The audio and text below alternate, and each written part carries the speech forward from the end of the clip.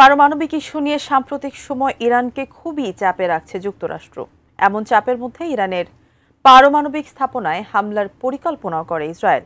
এমন পরিস্থিতিতে মধ্যপ্রাচ্যের দুই চির প্রতিদ্বন্দ্বী ইরান ও ইসরায়েলের মধ্যকার উত্তেজনাপূর্ণ সম্পর্ক নতুন মোড় নিয়েছে।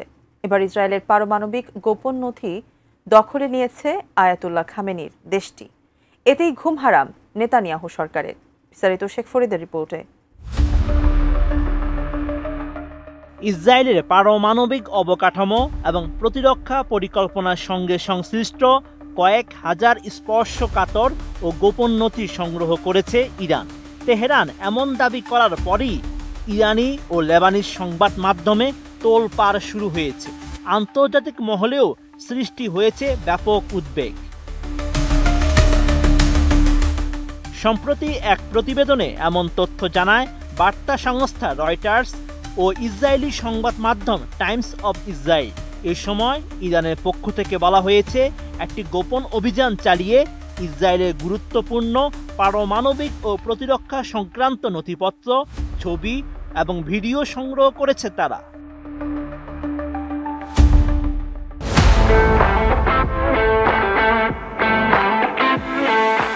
ইরানি বার্তা সংস্থা তাসনিম নিউজ এবং হিজবুল্লাহ সংশ্লিষ্ট লেবানিজ চ্যানেল আল মাইদানে জানিয়েছে, ইরানি গোয়েন্দারা একটি অত্যন্ত গোপন ও সফল অভিযানের মাধ্যমে ইসরায়েলের বিপুল পরিমাণ গোপন নথি দখলে নেয়।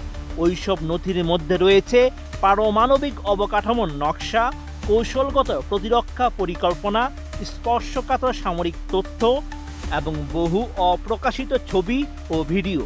এই অভিযানকে ইতিহাসের অন্যতম বৃহৎ গোয়েন্দা অভিযান হিসেবে বর্ণনা করা হয়েছে।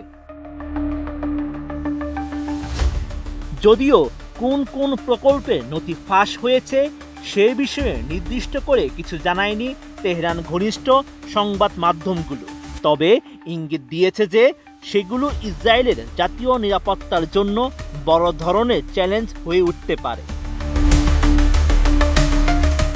ইরান দাবি করেছে, গোয়েন্দারা এসব নথি নিরাপদে দেশে পৌঁছে দেওয়ার পর সেগুলো বিশ্লেষণ করে চুলচেরা তথ্য সংগ্রহ করা হয়েছে।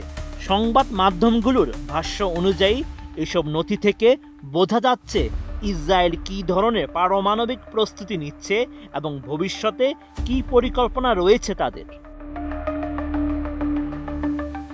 এই বিষয়টি নিয়ে আনুষ্ঠানিক কোনো প্রতিক্রিয়া জানায়নি ইসরায়েল, তবে দেশটির নিরাপত্তা সংস্থাগুলোর মধ্যে তীব্র তৎপরতা দেখা গেছে বলে অভ্যন্তরীণ সূত্রে জানা গেছে।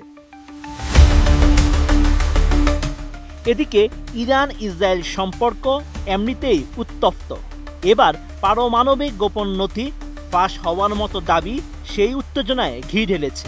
এটি শুধু দুই দেশের মধ্যেই নয়, বরং গোটা মধ্যপ্রাচ্যের নিরাপত্তা পরিস্থিতিকে নাড়া দিয়েছে। এছাড়া আন্তর্জাতিক সম্প্রদায় এই পরিস্থিতি গভীরভাবে পর্যবেক্ষণ করছে। Sheikh Farid, ATN news.